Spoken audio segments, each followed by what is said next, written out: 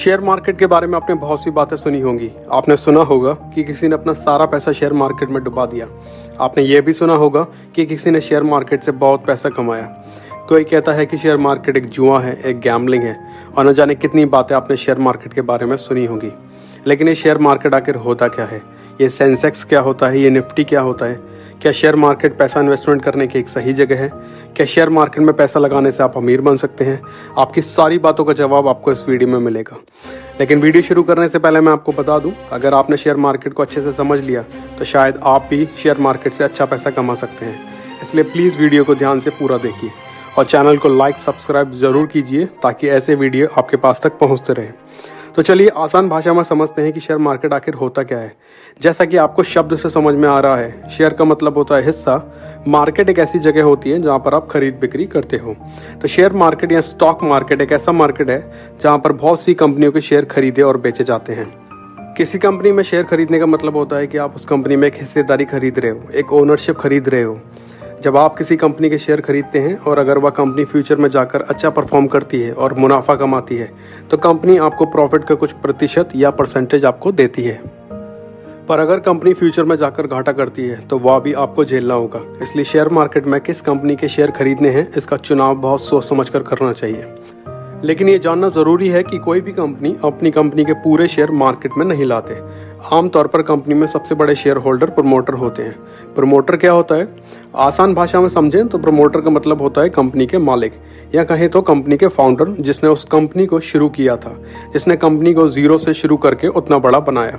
एक कंपनी में प्रमोटर अच्छी खासी शेयर होल्डिंग अपने पास रखते हैं और बाकी के शेयर पब्लिक के लिए शेयर मार्केट में जारी कर देते हैं। आपने शेयर मार्केट में बहुत सारी कंपनी सुनी होंगी, जैसे टाटा, रिलायंस, टाइटन, एयरटेल।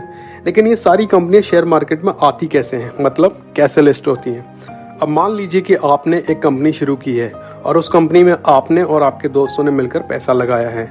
आगे चलकर आपको कंपनी को और आगे बढ़ाने के लिए या ग्रो करने के लिए पैसों की ज़रूरत है। तो आप ज़्यादा पैसे के लिए कहाँ जाएंगे? बैंक के पास जाएंगे। बैंक से पैसा लेने पर आपको एक हैवी इंटरेस्ट बैंक को देना पड़ता है। दूसरा तरीका ये है कि आप अपनी कंपनी को शेयर मार्केट में लिस्ट करा दें।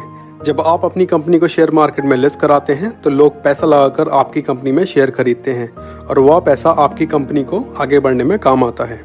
जब एक कंपनी अपने शेयर पहली बार पब्लिक के लिए शेयर मार्केट में जारी करती है तो उसको आईपीओ कहते हैं, मतलब इनिशियल पब्लिक ऑफरिंग। कंपनी अपने शेयर्स पब्लिक को देती है और उन शेयर्स को बेचकर जो पैसा इकट्ठा होता है वह कंपनी अपने काम में लगाती है। लेकिन शायद अब आपको लग रहा होगा कि ये तो बहुत आसान है। अगर आपको अपनी कंपनी को आगे बढ़ाने के लिए पैसा चाहिए तो आप अपनी कंपनी को जाकर शेयर मार्केट में लिस्ट करा दें। लेकिन ये इतना आसान नहीं है। कोई भी कंपनी इतनी आसानी से शेयर मार्केट में लिस्ट नहीं होती। अगर आपको अपनी कंपनी को शेयर मार्केट में लेकर जाना है तो आपको सबसे पहले सेबी के पास जाना पड़ेगा। अब आप सोच रहे होंगे कि ये सेबी क्या है। SEBI security and exchange board of India को कहते हैं। सेबी की स्थापना 30 जनवरी 1992 को हुई थी। सेबी करता क्या है? जैसे RBI, reserve bank of India, हमारे देश में सारी बैंक्स को मैनेज करता है, उसी तरह से शेयर मार्केट में जितनी भी लिस्टेड कंपनियां हैं उन सबको सेबी मैनेज करती है। सेबी एक गवर्नमेंट रेगुलेटरी बॉडी है जिसका काम ये चेक करना है कि शेयर मार्केट में कंपनियों को सही तरीके से लिस्ट किया जा रहा है या नहीं। सेबी का मेन काम होता है कि शेयर मार्केट में जिन लोगों ने अपना पैसा इन्वेस्टमेंट किया है उनके साथ किसी भी तरह की धोखाधड़ी होने से रोकना। अगर आपको अपनी कंपनी को शेयर मार्केट में लेकर जाना है तो आपको एक डॉक्यूमेंट तैयार करना पड़ता है। उस डॉक्यूमेंट को आप सेबी के पास ले जाते हैं। उसके साथ आपको सेबी के सामने अपनी सारी इन्फॉर्मेशन देनी पड़ती है, जैसे आपने कंपनी की शुरुआत कब की, आपकी कंपनी में कितना काम हुआ है, आपकी कंपनी में कितने डायरेक्टर्स हैं, आपकी कंपनी में कितने एम्प्लॉय हैं। आपकी कंपनी की पूरी अकाउंटिंग चेक होती है। शेयर मार्केट से मिलने वाला पैसा आप किस काम में यूज़ करने वाले हो, आपको सारी इन्फॉर्मेशन सेबी के पास जमा करानी होती है। सेबी उसे कुछ समय तक वेरीफाई करती है। सेबी को वेरीफाई करने के बाद अगर समझ में आता है कि ये कंपनी सही है फिर वह आपकी कंपनी को शेयर मार्केट में लिस्ट करते हैं। इस पूरे प्रोसेस में कुछ महीनों से लेकर कुछ सालों का समय भी लग सकता है। मतलब शेयर मार्केट में कंपनी लिस्ट कराना इतना आसान नहीं है। आज के मुकाबले पहले शेयर मार्केट में कंपनी को लेकर जाना आसान था। लेकिन आपने इतिहास में बहुत सारे स्कैम होते हुए देखे होंगे जिन पर बहुत सारी मूवीज़ भी बनी हैं। इस सब को देखते हुए सेबी ने कंपनी को लिस्ट कराने के प्रोसेस को और भी कठिन और सुरक्षित बनाया। लेकिन कोई भी कंपनी अपने शेयर्स कस्टमर को सीधे खरीदती और बेचती नहीं है। उसके लिए एक इंटरमीडिएट की ज़रूरत होती है। अब यहाँ नाम आता है स्टॉक एक्सचेंज का। स्टॉक एक्सचेंज एक ऐसी जगह होती है या बिल्डिंग होती है जहां पर कंपनी के शेयर्स को खरीदा और बेचा जाता है। एक स्टॉक एक्सचेंज कंपनी और कस्टमर के बीच में इंटरमीडिएट का काम करती है। हमारे देश में 2 स्टॉक एक्सचेंज हैं। एक है बॉम्बे स्टॉक एक्सचेंज BSE, जिसमें लगभग 5400 कंपनी रजिस्टर्ड है, और दूसरा है नेशनल स्टॉक एक्सचेंज NSE, इसमें लगभग 1640 कंपनी रजिस्टर्ड हैं। अच्छा, अब यहाँ आपको कंफ्यूज होने की ज़रूरत नहीं है कि अलग अलग स्टॉक एक्सचेंज क्यों। आप BSE या NSE दोनों में से किसी भी स्टॉक एक्सचेंज से शेयर खरीद सकते हो। जब आप किसी शेयर को खरीदते हो तो वहाँ आपको ऑप्शन मिलता है कि ये शेयर आपको नेशनल स्टॉक एक्सचेंज से खरीदना है या बॉम्बे स्टॉक एक्सचेंज से। आसान लैंग्वेज में समझें तो ये 2 मार्केट हैं, आप किसी भी मार्केट से शेयर खरीद सकते हो। लेकिन अब आपको ये कैसे पता लगेगा कि किसी भी स्टॉक एक्सचेंज, चाहे BSE हो या NSE, उसके शेयर्स ऊपर जा रहे हैं या नीचे? उसके लिए आपने सेंसेक्स का नाम ज़रूर सुना होगा। BSE ने क्या किया है कि सभी 5400 कंपनीज में से अलग अलग सेक्टर्स की टॉप 30 कंपनीज को चुना है और उनका एक एवरेज आउट करके एक वैल्यू निकालते हैं, उसे हम सेंसेक्स कहते हैं। इससे क्या होता है कि आप सिर्फ सेंसेक्स को देखकर ये बता सकते हैं कि जो पूरा बॉम्बे स्टॉक एक्सचेंज BSE का शेयर मार्केट है आज अप है या डाउन है। बिल्कुल इसी तरह नेशनल स्टॉक एक्सचेंज NSE ने निफ्टी को बनाया है, जहां पर टॉप 50 कंपनियों को चुना है और उनका एवरेज आउट करके एक वैल्यू निकाली जाती है, जैसे निफ्टी कहते हैं, जहां पर आप सिर्फ निफ्टी को देखकर ये बता सकते हैं कि जो नेशनल स्टॉक एक्सचेंज NSE का पूरा शेयर मार्केट है आज अप है या डाउन है। चलिए अब करते हैं आपके काम की बात। अगर आपको पहली बार किसी कंपनी के शेयर्स को खरीदना या बेचना है तो आप कहाँ जाएंगे? पहले लोग कंपनी के शेयर्स को खरीदने या बेचने के लिए बॉम्बे स्टॉक एक्सचेंज या नेशनल स्टॉक एक्सचेंज की बिल्डिंग में जाया करते थे, जैसा कि आपने हर्षद मेहता मूवी में देखा होगा। लेकिन इंटरनेट आने के बाद ऑनलाइन कंपनी के शेयर्स को खरीदा और बेचा जा सकता है।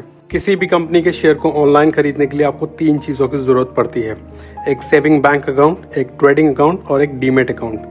सेविंग बैंक अकाउंट में आप अपने पैसे को जमा करके रखते हैं। ट्रेडिंग अकाउंट एक ऐसा अकाउंट है जिसमें आप शेयर को खरीदने और बेचने का ऑर्डर अपने स्टॉक एक्सचेंज BSE या NSE तक भेजते हैं। सबसे पहले आप अपने बैंक अकाउंट से अपने ट्रेडिंग अकाउंट में पैसा जमा करते हैं।